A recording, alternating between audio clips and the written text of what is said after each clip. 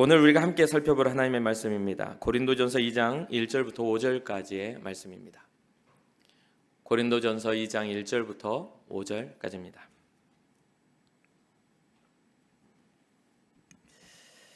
우리 한 목소리로 함께 읽겠습니다.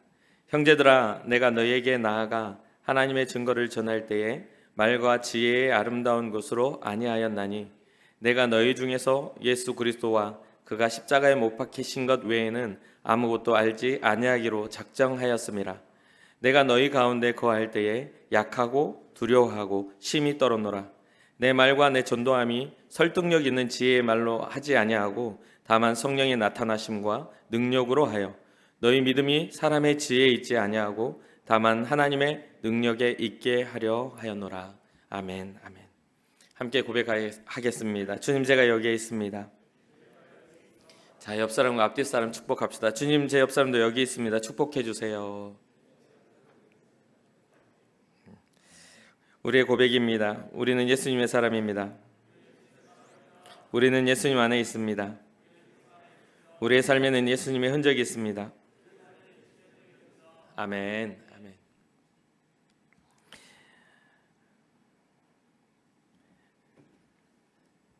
이렇게 살아가면서 여러 가지 일들을 이렇게 맞이하게 되는 인생이 우리 모두에게 주어진 인생이지만 또 살다 보면은 또 예정된 그러한 일들을 맞이하는 경우도 또 생기잖아요.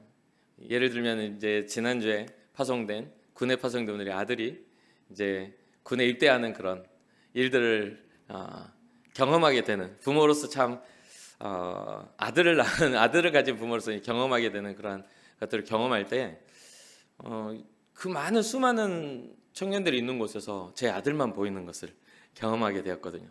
정말 많은 청년들이 서 있는데 다 빡빡머리에 다 머리를 짧게 깎고 그게 다 서 있는데 그 수많은 사람들 중에서도 내 아들만 보이는 거야.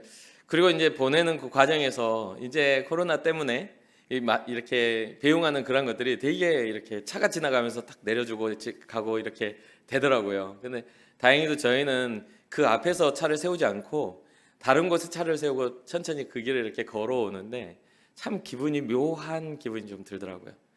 뭐 죽으러 가는 것도 아니고 뭔가 큰일 당하러 가는 것도 아닌데도 불구하고 군대에 입대한다는 것이 부모의 마음에 되게 짠한 생각, 이런 생각이 좀 들었습니다. 제 아내는 또 보내면서 끌어안고 울고 막 그런 사람들이 꽤 있죠, 주변에. 근데 그렇지 않은 사람도 있지만, 근데 뭐 그런 과정들을 보면서 부모의 마음은 이렇구나라고 생각하다가 이제 그때 아들을 보낸 다음에는 아들이 들어가는 걸 보고 제 마음이 뭐 당연한 데를 가야 하는 거니까 별로 그렇게 크게 뭐 요동함이 없었어요. 이제 강원도 철원이다 보니까 워낙 먼 길이니까 운전하고 이제 오는 시간들이 길잖아요. 그래 그렇게 하고 있다가 이제 음악을 틀어놓고 다른 뒤에 있는 아이들은 자고 제 아내도 이제 피곤하다고 하고 있고 이렇게 하고 혼자서 이제 운전하면서 음악을 틀어놓고 찬양을 틀어놓고서 이렇게 운전을 하고 있는데 갑자기 그런 생각이 드는 거예요. 우리 주님이 자신의 아들을 보내셨을 때, 이 땅에 보내실 때 어떠한 심정이었을까? 라는 생각이 갑자기 불현듯 들면서 정말 다른 사람이 안 보는 데서 폭풍 눈물을 흘린 기억이, 폭풍 눈물을 흘리며 하나님 앞에 감사한 그런 시간이 있었습니다. 더불어 아들 보내면서 못 흘린 눈물 그때 같이 흘리면서 좀 아빠기 때문에 좀 부끄럽잖아요, 사실 남자가. 그래서 제가 제 아들한테도 영상을 이렇게 찍으면서 아들이 눈물이 흔하면 안 돼, 아니, 남자는 눈물이 흔하면 안 돼, 그러니까 그렇죠 하고 이제 당당하게 걸어가는데 마음은 이제 짠한 거죠. 그래서 더불어 이제 우리 주님의 사랑이 얼마나 컸는지를 다시 한번 묵상할 수 있었던 시간입니다. 굉장히 큰 가치를 통해서 우리는 생명을 받았잖아요. 근데 그것에 대해서 가치를 느끼는 사람만 가치라고 생각하지 어떤 사람들에게는 가치라고 여기지 않아요. 제가 여러분들한테 이런 이야기를 해도 아들을 군대 보낸 경험이 없는 이상은 그런가 보다 할 뿐이지 별로 그렇게 감동스럽지 않을 거예요. 그러나 나중에 여러분들의 인생 속에서 아들을 그럴 경우가 생길 때 뭐 눈물 흘리는 엄마의 모습으로 있을 수도 있다는 얘기죠. 우리가 이제 앞으로 다가올 일들, 정해져 온 일이라고 했지 않습니까? 앞으로 다가올 일들 속에 우리는 정해져 있는 것들이 있어요. 먼저는 우리의 삶의 죽음은 주님이 다시 오시기 전까지는 정해져 있죠. 세월이 지나가고 주님 앞에 설 우리의 죽음은 정해져 있어요. 인생에서 정해져 있는 게 있어요. 그리고 죽음 이후에 심판도 정해져 있다라고 성경은 이야기하고 있습니다. 심판 이후에는 믿음 밖에 벗어나 예수 그리스도를 알지 못하는 사람들에게는 심판이라는 것은 징계와 영원한 죽음이 있지만 그 심판이 누군가에게는 영광이 되겠죠. 심판의 대상이 되는 게 아니라 그 시험을 이겨내고 하나님 앞에 영광스러운 자리에 서는 그런 모습이 됐을 때에는 우리는 회복된 하나님의 나라를 경험할 수 있게 될 것입니다. 이것 또한 직접 그것을 경험해 보지 않는다면 그 감격과 그 기쁨들을 다 말할 수 있는 부분은 아닙니다. 그렇기 때문에 많은 사람들이 망각하고 살아요. 나의 시간이, 나의 행복이, 내게 주어진 기회가 영원할 거라는 생각을 갖는다는 거죠. 모든 대부분의 사람들이. 그리고 우리가 잘 살아가는 것이 우리의 노력과 우리의 힘으로 되는 것으로 착각하는 경우들이 많습니다. 자, 이번 항상 여러분 귀에 못이 박히도록 들은 이야기가 있죠. 코로나19, 코로나 사태로 인해 많은 것들이 변했다. 맞습니다. 많은 것들이 변했어요. 국제적인 어떤 관계도, 국제적인 어떤 문화도, 또 우리의 사회적인 부분이나 우리 나라적인 부분에서 좀 더 가까이 오면 사회적인 부분, 더 가까이 오면 가정의 형태나 관계의 형태까지도 어떤 거리두기나 여러 가지 모습들로 달라져 갑니다. 그리고 또 그것을 힘입고 메타버스와 같은 그런 가상 개념들이 사회 전반에 이제 경제적인 어떤 부분까지도 차지하면서 이제는 그것이 무시하지 못할 일들로 이렇게 확장되고 있죠.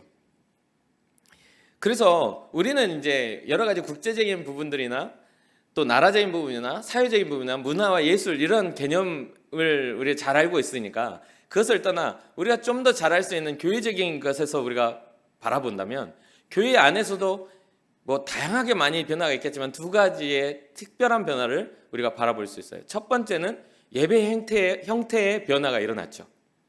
이전에는 교회에 나오지 않고 온라인이나 뭔가 이렇게 다른 방법으로 집에서 예배를 드리는 사람들을 두고 가나안 성도라고 했어요. 가나안 성도. 가나안 땅 하는 그 가나안처럼요. 근데 그것을 거꾸로 하면 안 나가 성도란 말이에요.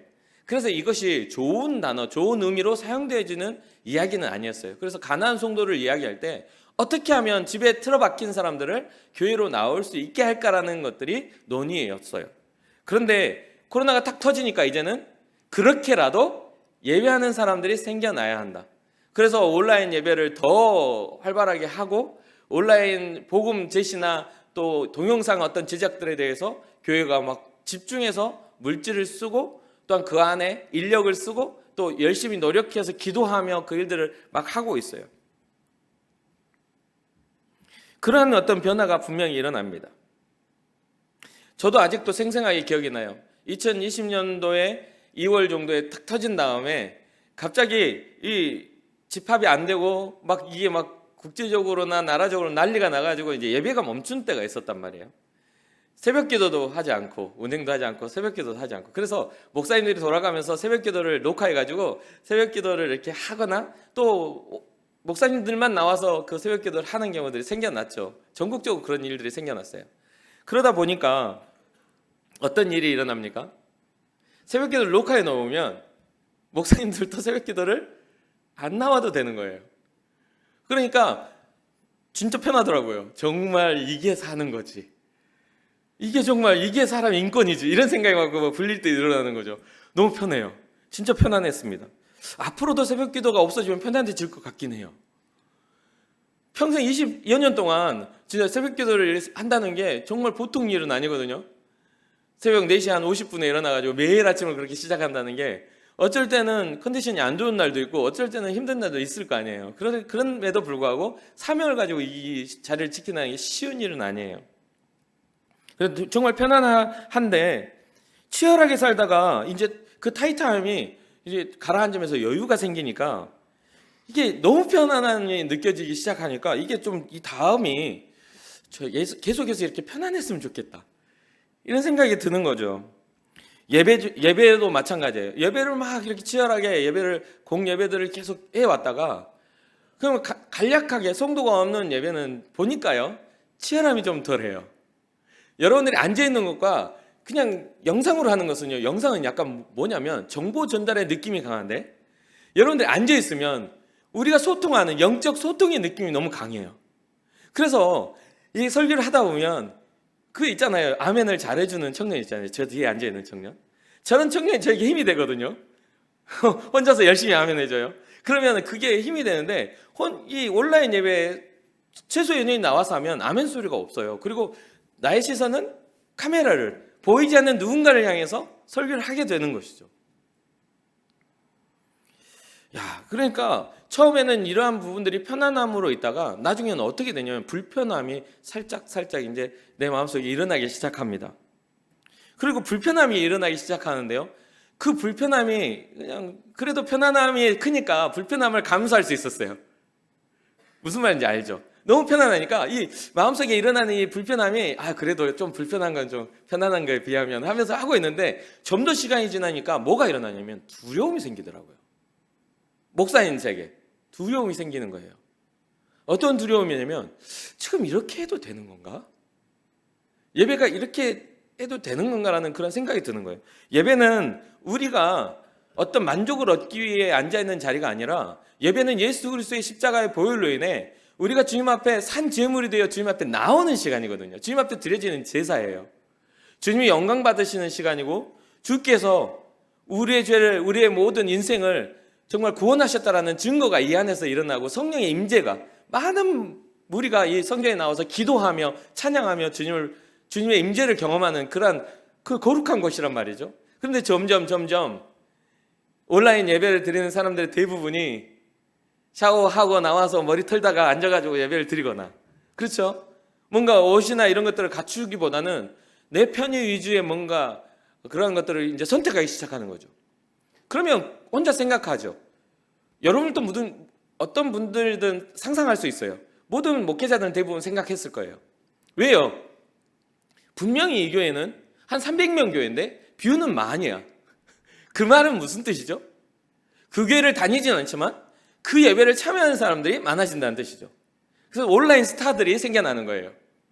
어찌 보면 복음에 있어서 이게 굉장히 효과적인 것이라고 말할 수는 있겠지만, 효과적인 정말 설교를 잘하는 목회자들이, 정말 설교를 누군가가 들어주지 않았던 목회자들이 드러나고, 그들의 어떤 그런 좋은 설교가 영향력이 있게 이렇게 전달되고 있다라고 여길 수도 있겠지만, 중요한 건 그것을 클릭해서 보는 사람들의 상태가 문제잖아요.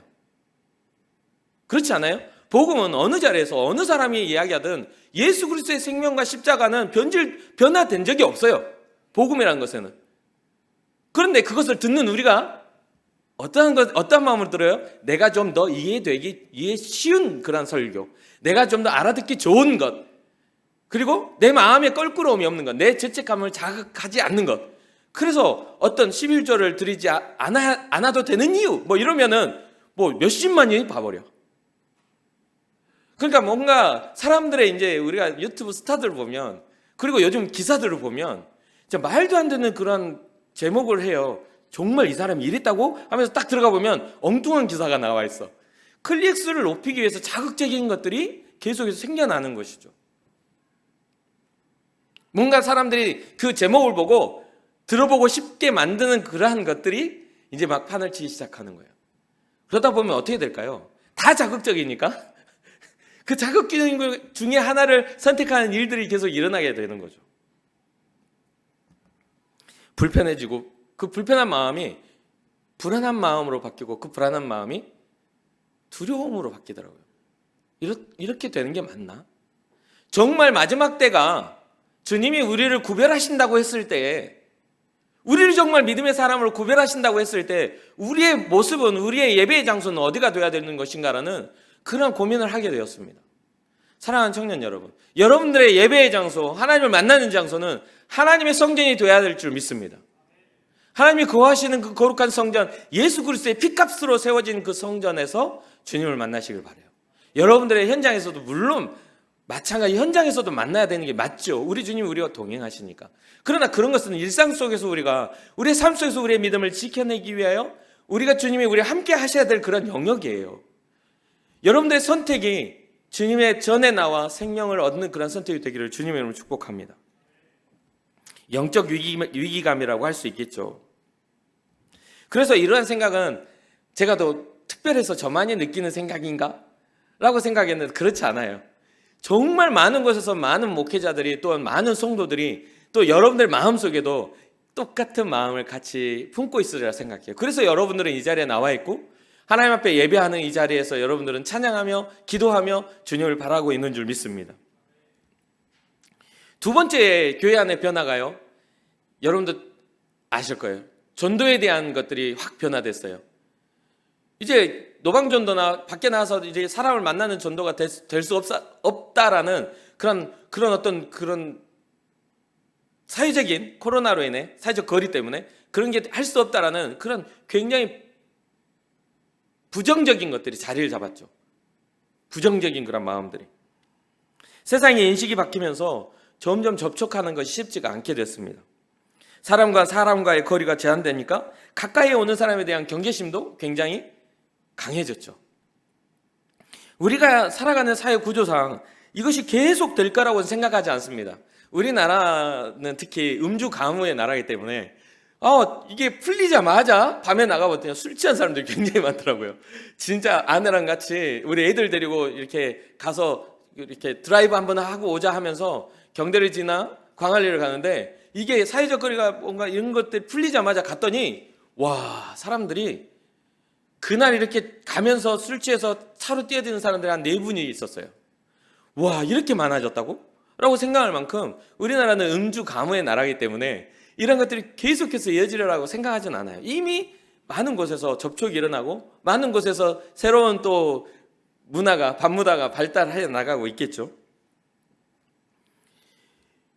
교회도 이러한 변화에 발맞추어서 다시 복음을 전하는 일에 집중되고 회복되어져야 하는데 이상하게도 교회는요, 그러한 생각의 변화가 굉장히 더디게 일어나더라는 거예요. 이미 우리 안에 자리 잡고 있는 두려움, 세상과의 접촉들에 대해서 이 자리 잡고 있는 두려움이 우리의 믿음의 모든 모습들에 있어서 우리의 습관들을 만들어서 우리가 정말 전도하러 나아가는 것들을 굉장히 주저하게 하고 굉장히 두렵게 만드는 것들을 장악하고 있더라는 거죠. 세상에서는 이미 나와서 반문화를 장악하고 있는데 영적인 문화를 장악해야 될 우리는 되게 더디다라는 거예요. 얼마 전에 공휴일에 서면에 나갈 일이 있었어요. 얼마 전에 5월 5일이었던가 그런 것 같아요. 그래서 가족들과 함께 서면에 나갔어요. 그래가지고 뭐 이렇게 오랜만에 이렇게 가족이 뭉쳤으니까 아들 군대 가기 전에 한번 사진이라도 찍자. 그러면서 이제 사진관에 갔는데 결국은 못 찍었어요. 사람들이 얼마나 많은지 여러분 아시잖아요. 진짜 사람이 정말 너무 많은 거예요. 그 안에 서 있을 수 없을 정도로. 그러니까 오늘은 안 되겠다. 다음에 찍자 하고 나와가지고 다시 이제 차를 주차해 놓은 자리를 향해서 딱 가고 있는데 벌써 테이블을 이렇게 부스를 딱 설치해 놓고 누군가들이 저 앞에서 사람들이 분주하게 뭔가를 이야기하고 뭔가를 전해주면서 막 보니까 전도하는 것 같아요. 막 전도를 하더라고. 그래서 딱 가까이 가면서 지나가면서 이제 같은 기독교면 너무 수고가 많다고 하려고 딱 하는데 참 행복한 신천지로 오세요 하는 거예요. 기분이 진짜 진짜 찬물을 쫙 끼얹는 듯한 그러한 느낌을 받았어요. 참 행복한 신천지로 오라는 거예요. 주님, 마음속에서부터 불이 일어나는 거죠. 사랑하는 청년 여러분, 우리가 가진 생명의 가치와 복음이 정말 누군가에게 따라잡히고 있어요. 정말 주님의 이름이 아닌 것들을 증거하며 생명이 없는 것에서도 저렇게 열심을 가지고 저렇게 발빠르게 움직이고 수많은 돈을 투자해서 이제는 메타버스의 그 가상현실을 장악해야 된다. 이제는 뭐 해야 한다 해서 이미 이단들은 거기에 천문학적인 돈들을 투자해서 그 안에 자신들이 말하는 복음과 그런 자신들이 말하는 어떤 진리들을 그 안에 이미 제작을 해서 배포하고 있다는 거죠. 여러분 잘 알다시피 경대 가면 큰 전광판이 있죠. 큰 전광판이 있어요. 근데 거기에요, 정말 우리 기독교계에서 정말 훌륭한 목사님들이나 아니 우리 교회 담임 목사님과 같이 정말 훌륭한 목사님들이 나와서 복음을 말하고 그런 것들이 전광판 나와야 되는데 그 앞을 지나가면요, 이단들이 훨씬 많이 나와요. 이단들이 훨씬 많이 나와요. 사랑하는 청년 여러분, 여러분들의 삶에 있어서 정말 부요함을 꿈꾼다면 거룩한 소비를 꿈꿔야 됩니다. 하나님의 영광을 위해서 내 이것을 사용하리라는 그런 거룩한 소비가 없이 나의 부를 찾아 오늘 밤 네 영혼을 내가 부르면 너의 것이 누구의 거냐라고 주님이 말씀하시면 뭐라고 하실 건데요? 잘 먹고 잘 살다가 정말 기름지게 먹고 와가지고 천국잔치에 돼지로 잡히려고 제가 준비하고 왔습니다 이럴 겁니까? 그렇게 돼서는 안 되는 거잖아요. 여러분, 하나님 앞에 정말 부요함을 구하십시오. 그리고 거룩한 소비도 계획하십시오. 하나님이 기뻐하시는 복음의 일들을 위한 여러분들의 일들을 계획하시길 바라요. 이런 때 교회가 전도하지 않으면 영적 나태함이겠죠. 여러분들의 삶에 있어서 여러분들의 삶이 교회가 돼서 여러분들이 거하는 곳이 전도의 현장이 되기를 주님의 이름으로 축복합니다. 어제는 우리 전도팀에서 계획해서 전도에 대한 이야기들을 나눴어요. 지금 현재 열심히 우리 교회 안에서 열심히 정말 주변 5K 전도팀이 있는데 5km 전방에 있는 어려운 사람들을 돕는 일이 거의 약 한 3년 가까이, 이제 2년 한 8개월, 3년 가까이가 진행되고 있는데 매주 토요일에 와가지고 정말 소외된 이웃을 돌보고 그들에게 정말 선한 일들을 위해서 헌신된 사람들이 그 일을 감당하고 있어요. 수많은 사람들이 물질로 헌신하고 기도로 헌신하고 직접 몸으로 뛰면서 헌신하는 사람이 연합되어 서서 그 일들을 하고 있는데, 그 일을 하고 있는 집사님 한 분이 우리에 오셔가지고 좀 간증하시며 감동을 나눠주셨어요. 그리고 우리 안에 왜 전도가 힘든 것인가, 어떤 질문들이 이렇게 받아가지고 그 질문들에 대한 이야기들을 나눴어요. 저는 그런 이야기를 합니다. 2016년도에 임원회의를 할 때 우리 임원들한테 하는 입버릇처럼 한 말이 있어요. 어떠한 의문을 품으려면, 교회 안에서 어떠한 그런 것들에서 의문을 품으려면 그 의문에 대한 자기만의 결론을 지은 다음에 품으라고. 그런 어떤 선한 어떤 기준이 없이 의문만 품는 것은 불평이라고. 이건 왜 안 되죠? 이건 왜 할 수 없는 거죠? 라고 하는 것은 불평에 불과하다고. 이게 왜 안 될까요? 이렇게 하면 되는 거 아닌가요? 이게 못하는 일인가요? 한번 도전해 보시죠. 이런 어떤 자기의 어떤 헌신과 대안에 대한 것들이 없는 것은 다 불평에 불과해요. 말뿐인 거예요. 전도도 마찬가지입니다. 왜 안 될까요? 왜 이게 극복할 수 없는 거죠? 질문해놓고 답을 얻지 않으려면 그것은 그냥 불평, 나 못하니까, 나는 할 수 없어요 라고 말하는 것밖에 안 되는 거예요. 오늘 여러분들에게 진짜 간단하게 오늘 본문을 통해서 전도를 하려고 하는 사람들, 전도를 하려는 이들에게 제가 말씀드리고 싶어요.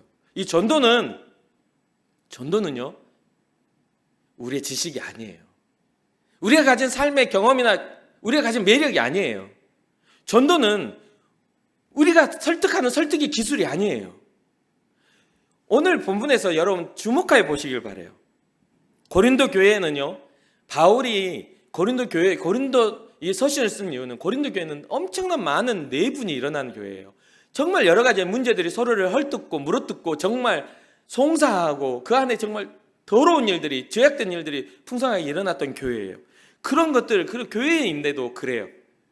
오늘날도 그런 교회들이 많죠. 그런데 믿음의 사람은 그런 교회의 모습을 보고 실망하는 사람이 아니라 교회의 모습을 보며 회복을 위하여 기도하는 사람이라는 거죠. 바울은 그런 사람이었어요. 우리가 바라보는 바울은 교회의 회복을 위한 그런 노력을 하는 사람들이에요. 여기서 바울은 첫 번째 전도하는 사람들에게 그런 말을 합니다. 말과 지혜의 아름다운 것으로 하지 않았다. 이 고린도 교회를 바울이 이렇게 세워가면서 이 고린도 교회에 가르친 것은요, 바울이 가지고 있는 지식적인 부분이나 바울이 가지고 있는 정말 화려한 언변으로 세워진 게 아니에요. 이때 당시에 헬라 문화는 말과 지혜의 아름다운 것이라는 그러한 말을 사용할 만큼 철학적인 것과 문학적인 수사하게 발달했던, 그런 발전하고 있었던 때예요. 철학 알죠? 우리는 잘 알고 있잖아요. 헬라 문화에, 그리스 문화의 철학 유명하죠. 우리 많이 배우는 거잖아요. 그런 철학과 종교학과 여러 가지 수사학들이, 로마의 정치가들이 상대의 군중을 선동하며 군중을 설득시키기 위한 그런 설득법들이 굉장히 발달하고 있었던 시대란 말입니다. 이 수사학이라고 말하는 것은 사상이나 감정 따위를 효과적으로 미적으로 표현할 수 있도록 문장과 언어의 사용법을 연구하는 학문이다라고 말하는 이 수사학, 오늘날의 우리의 설교에도 이 수사학이 접목이 되면서 여러 가지의 설교의 기법들이 발전하기 시작했죠. 그래서 어떤 이는 그런 말을 합니다. 수사학이 설교학에 들어오면서 성령의 역사는 떠나갔다. 왜요? 잘 설득하려고 드니까, 잘 설명하려고 하니까, 그걸로 믿음이 생겨나는 줄 착각하니까. 그러나 여러분 많이 듣고 많이 배우잖아요. 그런데 믿음이 생겨나는가요? 여러분 마음속에 불안한 감정이나 불신의 감정들이 안 일어나나요? 그것이 없어지려면 우리는 설득과 우리의 이해의 범위를 벗어나 하나님의 은혜의 영역 안에 들어가지 않으면 절대로 불가능하다는 이야기입니다. 바울은 그런 이야기를 해요. 예수님의 십자가를 설명하는 데 있어서 이러한 것을 의지하지 않았다. 그 이유가 2절에 나와요. 내가 너희 중에서 예수 그리스도와 그가 십자가에 못 박히신 것 외에는 아무것도 알지 아니하기로 작정하였습니다. 예수 그리스도 외에는 아무것도 알지 않기로 작정했다는 거예요. 바울은 고학력자예요. 이때 당시 유대인들이 정말 유대인들의 아주 정말 저명한 그런 문화생이에요. 그리고 정치적으로도 굉장히 탁월한 어떤 정치력을 가졌고 태어날 때부터 로마의 시민권자이기 때문에 그는 황제 이외에는 그를 정죄할 수단이 없을 만큼 로마의 그런 어떤 권위가 굉장히, 로마인의 권위가 굉장히 컸어요. 그러한 것들을 자기는 사용하지 않았다는 거죠. 왜요? 예수 그리스도의 복음을 전하는 일에 다른 것들은 다 내려놓고 오직 예수 그리스도의 십자가만, 예수 그리스도가 십자가에 못 박힌 것만을 내가 전하기 위해서. 이런 인간적인 지혜나 화려한 언변술이 없어서가 아니라 이러한 것들을 가지고 있지만 그러한 것들이 예수님의 그 놀라운 사랑을 내 말과 언변으로 가로막을까 봐 그런 것들을 다 버렸다. 이러한 배경에는 고린도 교회에 방문하기 전에 과정들이 있거든요. 방문하기 전에 어디를 방문하냐면 아덴이라는 아테네를 방문을 해요. 아테네 우리 잘 알고 있다시피 이 철학이 발달한 도시지 않아요. 우리가 잘 알고 있는 에피쿠로스 철학파, 그리고 스토아 철학파, 철학자들이 있었던 그런 시대에 그들과 논쟁이, 사도행전 17장에 보면 논쟁이 일어납니다. 새로운 신학에 관한 논쟁이 일어나요. 그래서 치열하게 이 바울이 설명을 하죠. 막 설명을 하는데 결국에는 사도행전 17장 이 30절을 보니까 그들이 바울을 조롱해버려요. 어떤 부분에서 조롱하죠? 그들이 바울을 조롱한 이유가 뭐냐면 예수 그리스도가 십자가에 달려 죽은 후 부활하셨다라는 그 부분에서 사람이 다시 살아나? 라고 하면서 거기에 대한 조롱을 합니다. 근데 여기 보면 조롱하고 어떤 사람들은 좀 더 이야기해보자, 네가 말하는 게 신선하다, 좀 더 이야기해보자 하는데 여기에 바울이 그 지역을 그냥 그 지역을 떠나버려요. 그럼 그 배경이 뭐가 있다는 거죠? 이것은 이 철학가들이 하나님에 대한 어떤 그러한 관심보다는 자기네들의 새로운 학문에 대한 뭔가 더 새로운 것을 발견하기 위한 관심에 불과했다는 거예요. 인간적인 관심에 불과했다는 거죠. 그래서 그들이 받아들일 마음이 전혀 없이 바울이 가지고 있는 것들을 계속해서 끌어내려고 하는 그런 욕심밖에 없었다는 것이죠.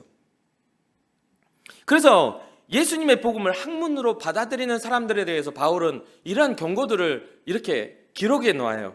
골로새서 2장 8절을 보면 누가 철학과 헛된 속임수로 너희를 사로잡을까 주의하라. 이것은 사람의 전통과 세상의 초등 학문을 따름이요 그리스도를 따름이 아니니라. 누군가 철학이나 또한 헛된 속임수로 너희들을 사로잡을까 고민하라는 거죠. 경고하죠. 그리고 갈라디아에서는 이런 말을 합니다. 4장 9절. 이제는 너희가 하나님을 알 뿐 아니라 더욱이 하나님이 아신 바 되었거늘 어찌하여 다시 약하고 천박한 초등학문으로 돌아가서 다시 그들에게 종노릇 하려 하느냐. 왜 세상에 살아가는 것은 초등학문에 불과할까요? 여러분 아는 지식들이 필요 없는 것들은 아닙니다. 초등학문은 필요한 거예요. 살아가는 가장 기초적인 것들을 초등학문이라 하니까요. 근데 왜 세상의 학문들을 바울이 가지고 있는 높은 학식에 불과하고 그걸 초등학문으로 치부했을까요? 그것은 세상에서만 필요한 학문이기 때문입니다. 사람은 더 고차원적인 곳을 향하여 나아갈 수 있도록 하나님이 만들어 놓으셨어요. 이 세상이 끝이 아니라 하나님의 나라, 하나님의 세상을 바라볼 수 있도록 만들어 놓으셨어요. 그래서 예수 그리스도가 우리에게 회개하라, 천국이 가까이 왔느니라 말씀하신 것이죠. 그래서 세상에서 우리가 아무리 높은 지식을 쌓아도 하나님으로부터는 초등학문에 불과한 거예요. 그러면 고등학문은 무엇일까요? 하나님의 세계를 이해하는 것이겠죠. 하나님의 말씀이 온전한 우리에게 이루어지는 초월적인 하나님의 능력이 우리에게 임하는 것이 진정한 학문이라는 것이죠. 바울은 그런 이야기를 하고 있는 것입니다.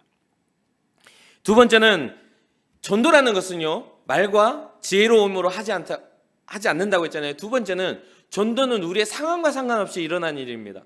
바울이 무슨 이야기를 하냐면 약하고 두렵고 떨리는 그러한 상황이었다라고 말을 해요. 3절이죠. 내가 너희 가운데 거할 때에 약하고 두려워하고 심히 떨어노라. 여러분, 우리는 착각해요. 우리가 잘해야 뭔가를 내세울 게 있어야 전도할 수 있다는 착각을 하죠. 그러나 여러분은 그런 거 상관없이 여러분들의 중심에 복음, 생명이 있다면 누구나 전도할 수 있습니다. 우리 예수님이 나의 구원자라는 믿음의 확신이 있다면 누구나 복음을 전할 수 있습니다. 전한 후에 열매 맺게 하시는 하나님이에요. 생명이 일어나는 것은 하나님이에요. 그런 것은 하나님의 영역이에요. 그러나 전하는 자는 복음을 가지지 못한 자, 절대로 복음을 전할 수 없습니다. 생명을 가지지 못한 자는 절대로 생명을 전해줄 수가 없어요.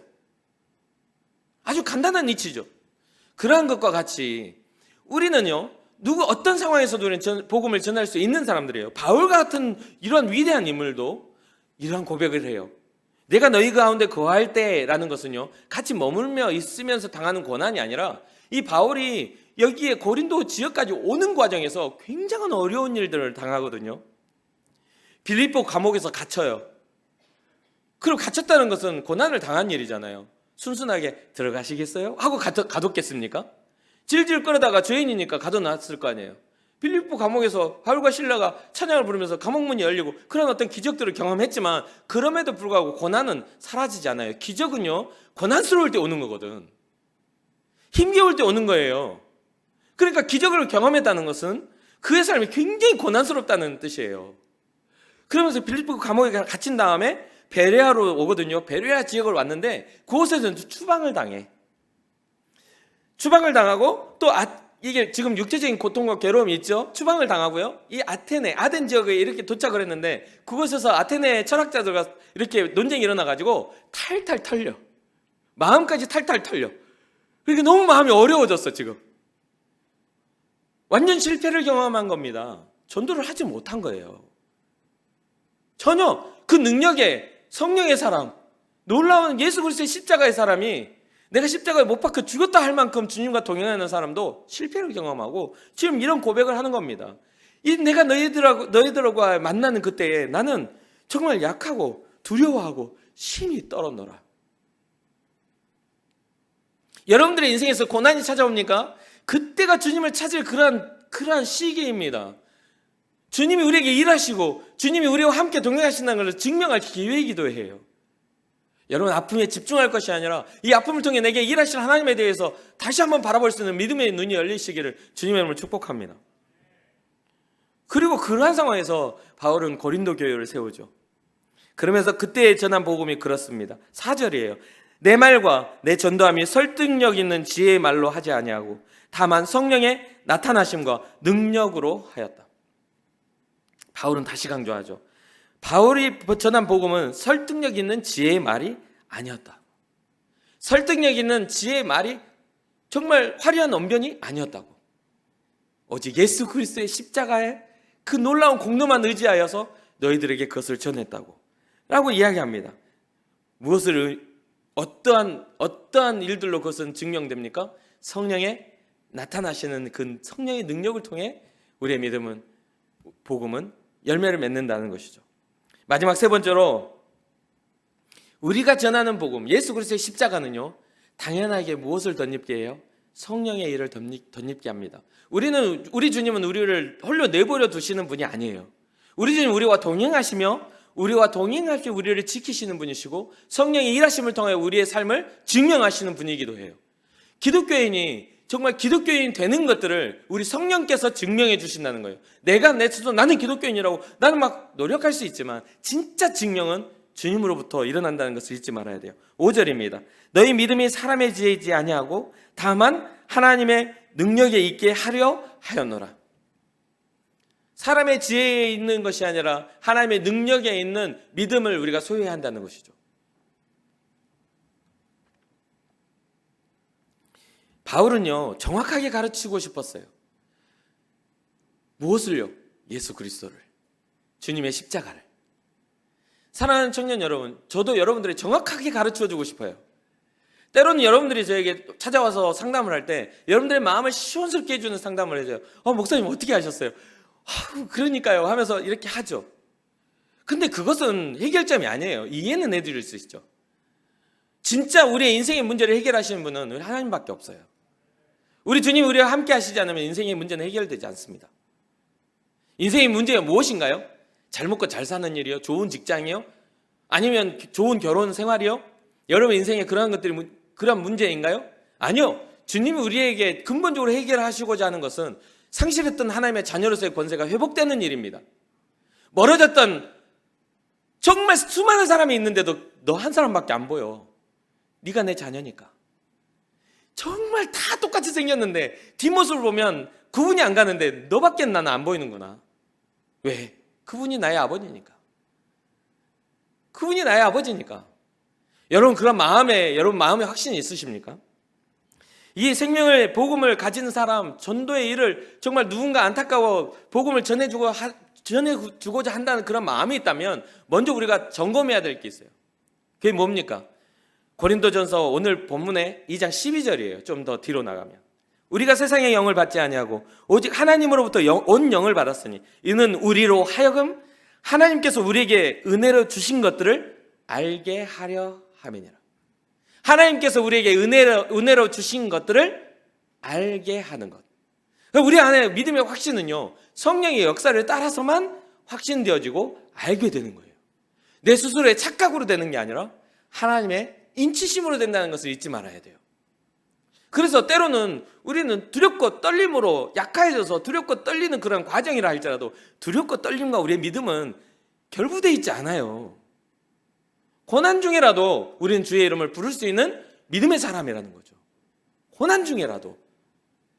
자, 하나님의 영으로서만 우리의 은혜를 알 수 있다고 말씀하셨는데, 그러면 이러한 은혜가 여러분 안에 발견되어서 이제 말씀을 전하고 전도자의 삶을 살고 여러분의 삶 속에서 빛되는 역할, 소금의 역할, 선한 영향력을 미치고 싶은 그런 마음이 있어. 그럼 어떻게 하면 우리가 영향력 있게 그것을 성공적으로 행할 수 있을까요? 성경은 특히 이 바울은 정확하게 이것을 제시합니다. 에베소서 6장에 우리가 잘 알고 있는 그런 말씀을 통해 제시를 해요. 뭐라고 말씀하시죠? 하나님의 전신갑주를 입으라. 하나님의 전신갑주를 입으라. 이것은 우리로 하여금 그날에 승리하게 하기 위하여, 마귀의 일들과 어떤 영적 싸움에서 승리하기 위하여 우리는 이것이 필요합니다. 우리는 전도 행위가 단순하게 뭔가를 전해주는 행위로 불과하다고 여길지 모르겠지만 이거는 영적 전쟁이에요. 정말 빼앗으려는 자와 다시 회복하려는 하나님의 역사, 악한 역사와 하나님의 역사가 대적하여 생명력 있게 그들을 사망의 생명을 옮기는 작업이란 말이에요. 그렇기 때문에 우리가 전하는 모든 복음에는 하나님의 능력이 나타나야 되는 것이죠. 하나님의 전신갑주가 무엇입니까? 진리의 허리띠, 의의 호심경, 평안의 복음으로 준비된 신발, 믿음의 방패, 구원의 투구, 성령의 검. 하나님의 말씀이 우리에게 준비되어져 있어야 된다는 것이죠. 또 어떤 사람은 그런 이야기예요. 전도는 하고 싶어요. 그런데 복음을 어떻게 전해야 될지 잘 모르겠어요. 그런 이야기를 하죠. 정말 복음을 몰라서 못 전합니까? 여러분 학교에서 발표할 때 여러분 한 일주일이나 2주일 그거 연구해가지고 발표할 때 잘 몰라서 못합니까? 한번 잘 생각해 보세요. 여러분이 얼마나 복음에 대해서 전하기 위하여 그것을 노력하고 그 어떻게 복음을 전해야 되는지를 고민해 보았는지를 생각해 보라는 이야기예요. 내게 하나님이 어떻게 일하셨는지를 내 마음의 믿음의 이유를 발견하려고 노력했는지를 고민해 봐야 돼요. 내 안에 성령의 일하심과 은혜의 증거가 있는지를 고민해 봐야 돼요. 언제나 다른 믿지 않는 사람들처럼 죄의 길을 걸어가면서, 언제나 선택이 하나님이 없는 것들을 선택하면서, 어느 때가 되면 그때의 크리스찬의 그런 어떤 껍질을 뒤집어 써가지고 거룩한 척하고 있지는 않는지 고민해 봐야 한다는 거예요. 시기와 때를 따라 달라지는 우리의 어떤 모습이 아니라 하나님 앞에서 우리의 삶의 모습이 복음의 이유를 준비한 모습이 되어야 한다는 것이죠. 두 번째는 절대로 이러한 것들을 이루려면 우리의 어떤 말의 지혜와 우리의 지적인 지혜를 우리가 지적인 말의 어떤 것들을 의지해서는 안 돼요. 그러려면 어떻게 해야 되죠? 성경은 분명히 해야죠. 기도와 간구하라. 성령께서 우리에게 일하실 수 있도록 기도하라. 주님께 간구하라. 전도자는 기도하는 사람이 되어야 합니다. 전도자는 한 영혼을 살리기 위해 주님 앞에 간청하며 구하는 사람이 되어야 돼요. 그리고 마지막입니다. 뭐예요? 우리에게 가장 필요한 거죠. 우리의 마음에 담대함이 있어야 돼요. 언제든 주의 복음의 비밀을 담대히 알릴 수 있는 우리의 담대함이 필요합니다. 항상 우리는 좀 떨리잖아요.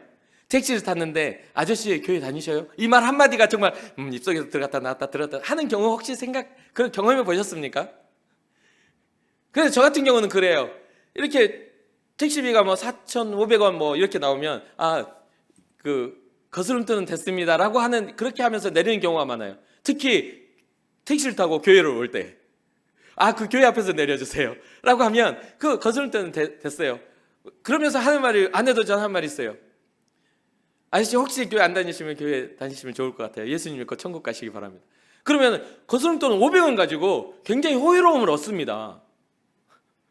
아니 전도지 수백 장을 뽑아가지고 해도 진짜 안 받는다고 인상 찌푸리고 가는 사람들인데 택시에 탈 때요 500원 안 받고 때로는요 거스름돈이라는 것이 위력이 있어요. 그 100원이 남아도 거스름돈이라는 게 위력이 있어. 요즘에는 이제 카드로 긁어서 잘 안 되지만 그런 어떤 기회들을 할 때 우리의 마음속에 일어나는 어떤 그런 주저함들이 담대함으로 바뀔 때에 우리는 전도할 수 있습니다.